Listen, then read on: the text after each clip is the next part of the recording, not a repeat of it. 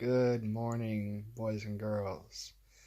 This morning, I have a backstory of Mr. Nobody himself and how I got clean off methadone the first time and how I'm getting clean the second time and their similarities and differences. Okay, the first time I got off of methadone was by force and also by choice.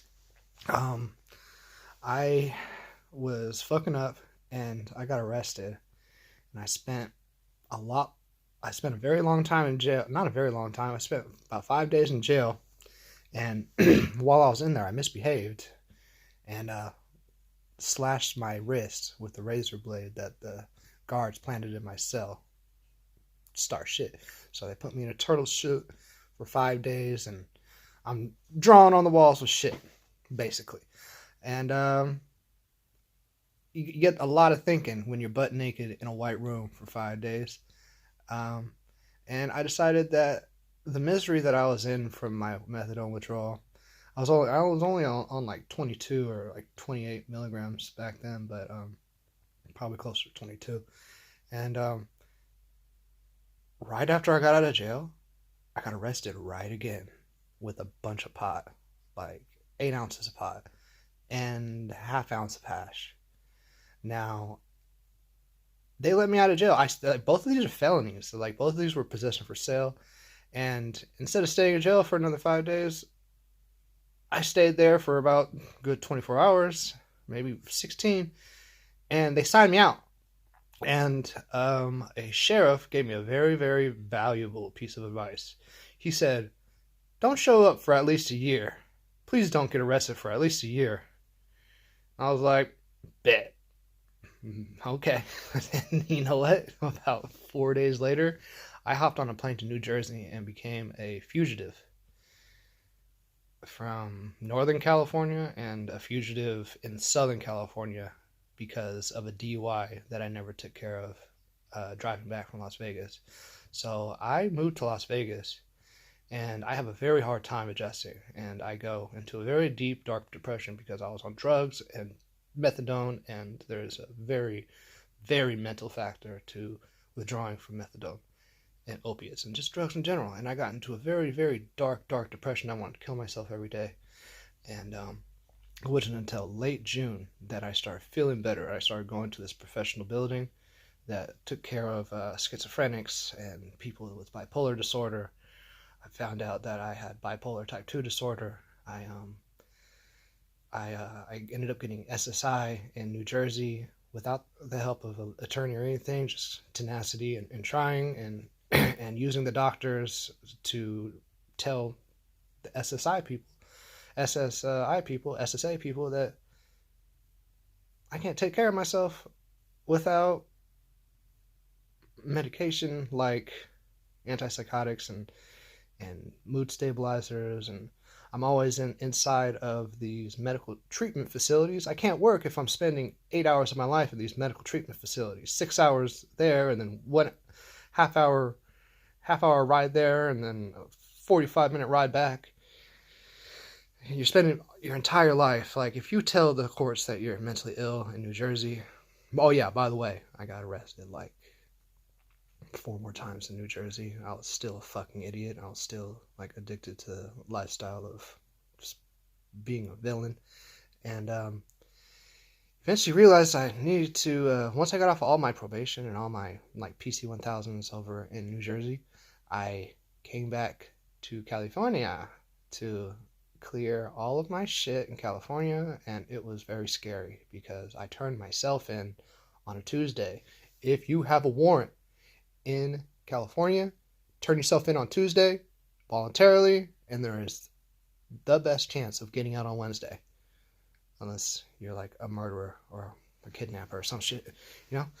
And yeah, so I'm in the holding cell with like some federal guy that's wearing like a red jumpsuit from Arizona that was in there for 20 years on a gang enhanced attempted murder.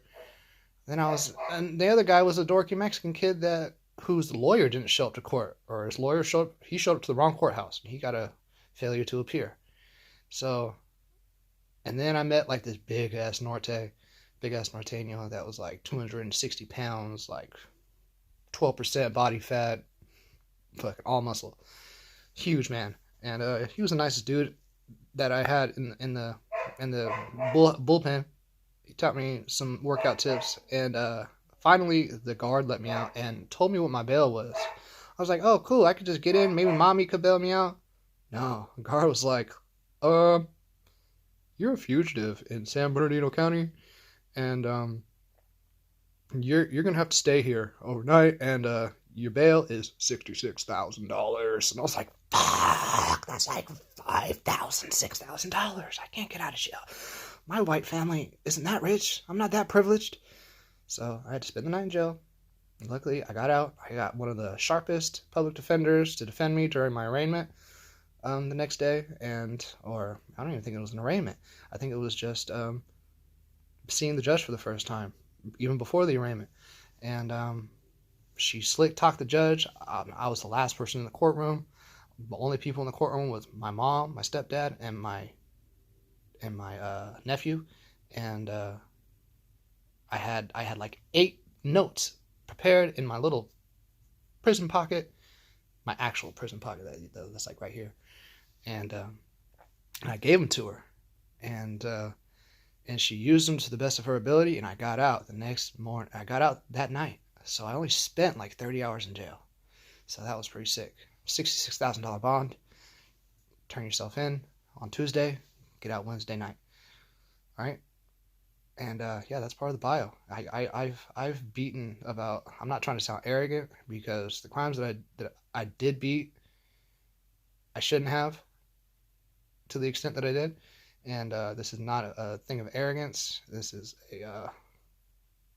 just I'm an odds man. I like to gamble, and I like to take to the house. And yeah, I've beaten a DUI, hit and run, leaving the scene of the accident, resisting a peace officer. I beat that in San Bernardino.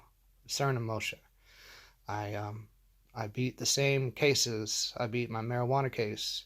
It just got dropped because marijuana was legal by the time I got home from New Jersey. And then the other petty ass shit was just like, the other petty ass shit was possession of like a class 6 drug. It was like benzocaine that you can buy at Walmart or some shit.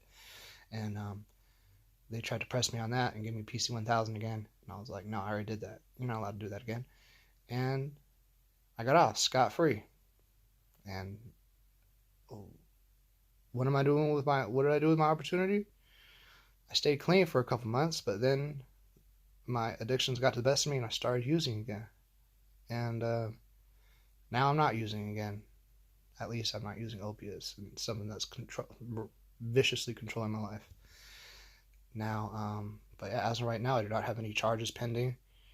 I mean, there always could be a charge from my past that doesn't have a statute of limitations that could come and bite me in the ass one day. And it could be over for Mr. Nobody. But as of right now, I've beaten 4 out of 6. 4 out of 6, maybe, yeah, of my charges. No real jail time, just sit. And hopefully I don't ever get arrested again, because I hate that shit. I hate being under the control of an entity that thinks they have your best things, like a probation office, but they don't. And like, some of them have a bad day and would love to just see you go to jail, love to see you give them an attitude, get nasty with them, and they would just love that's like, I could tell my probation officer in Jersey, she did not like my white ass. She knew I was from a nice area doing dumbass shit. She wanted, like, she didn't think I belonged in the probation offices, to be honest. Just be careful and try to be level-headed. Like me right now. Or maybe not. Alright. Yeah, so this is a bio of Mr. Joey from 2015, basically. Yeah, basically 2015 until 2017, late 2017, about 2.5 years. So that's my bio. A lot of law enforcement contact, and just grateful to be free and not be under the control of probation, having to pee in a cup. Oh yeah, I'm pretty sure I failed at least a dozen drug tests in New Jersey as well. Like, I'm a prolific drug test failer. Most of the time for marijuana, like 95% of the time it's marijuana. So smoke weed every day.